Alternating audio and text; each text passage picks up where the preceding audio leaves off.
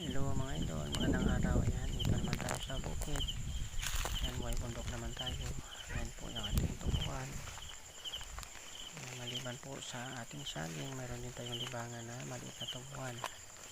Yan po yung ating mga tubo. Medyo naka-recover na sa mahaba-haba ang pag-init. Yan nga lang, medyo makapal na rin yung damo dahil sa sunod-sunod ng pag-ulan. Yan po yung ating project.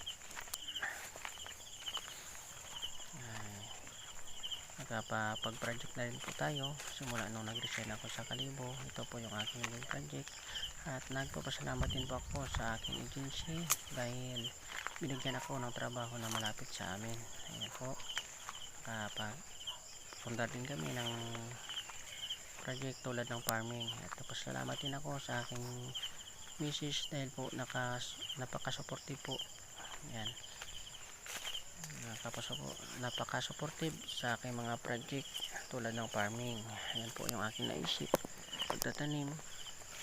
Ito, nag-project din kami ng tubuhan at yung sagingan. At maliban dito, nagtatanim din po ako ng mga prutas. Ayan, tulad ng mga durian, Gimaras-Mingo.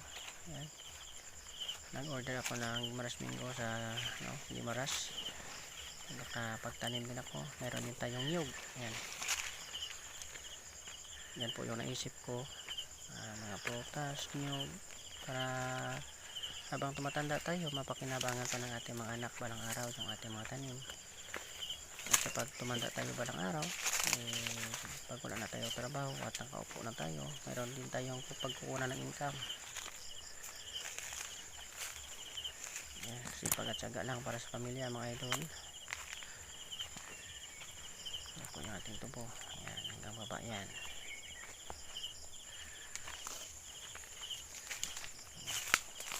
Maraming salamat po sa inyong pagsubaybay at walang sawang pagsuporta.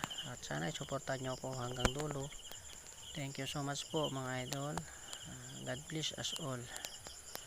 Bye bye.